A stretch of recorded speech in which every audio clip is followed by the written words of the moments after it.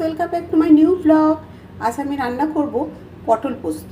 তার জন্য প্রথমে আমি কয়েকটা পটল নিয়ে নিয়েছি, আর নিয়েছি এখানে টমেটো, কাঁচা লঙ্কা, আছে এখানে কালো জিরে, হলুদ, কাশ্মীর লঙ্কা গুঁড়ো, একটু চিনি। যেটা মেন জিনিস সেটা হচ্ছে এখানে সাদা সর্ষে, কালো সর্ষে, পোস্ত আর দুটো কাজু বাদাম। এই প্রথমে আমি কাজু বাদামে আর পোস্ত এগুলোকে একসাথে বেটে নেব। প্রথমে আমি একটা কড়া বসিয়ে দেবো, দিয়ে গ্যাসটা অন করে দেবো। এবার দেবো কড়াইতে তেল। তেল আমার গরম হয়ে গেছে, এবার আমি পটলগুলো ছেড়ে দেবো।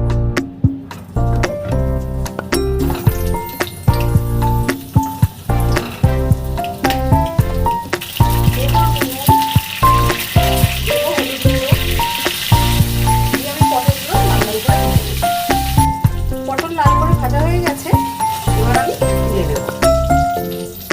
এবার আমি তেলে ফোড়ন দেবো কালো জিরে, এবার দেবো সর্ষে, পোস্ত, কাজু বাদাম বাটাটা দিয়ে ভালো করে কষিয়ে নেব।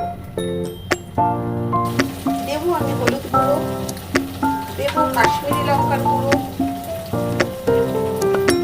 নুনটা অল্প দেবো কেন পটল ভাজা তারপর মশলার মধ্যে নুন ছিল তাই দেখে দেবেন। দেবো টমেটো বাটা, দিয়ে ভালো করে মশলাটা কষিয়ে নেব তেল ছেড়ে আসা পর্যন্ত।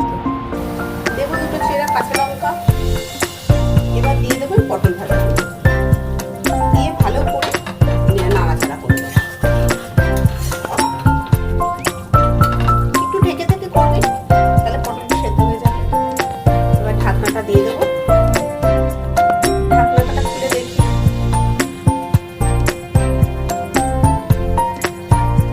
আমার মশলা থেকে তেল ছেড়ে গেছে। দেখুন তরকারিটা থেকে তেলটা ছেড়ে গেছে।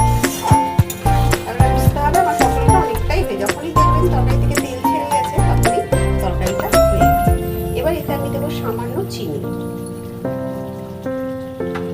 পোস্ত জাতীয় জিনিসে চিনি না দিলে ভালো লাগে না।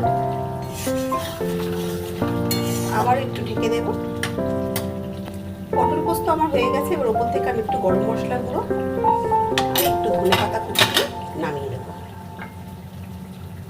চলুন এবার সার্ভ করা যাক। ভিডিওটা আমি এখানেই শেষ করছি। যদি রান্নাটা ভালো লাগে তাহলে একটা লাইক করবেন, কমেন্ট, শেয়ার, ফলো করতে ভুলবেন না। একবার এরকম ভাতের রান্না করে গরম গরম ভাতের সাথে খেয়ে দেখতেই পারেন, জাস্ট জমে যাবে। ভালো থাকবেন, সুস্থ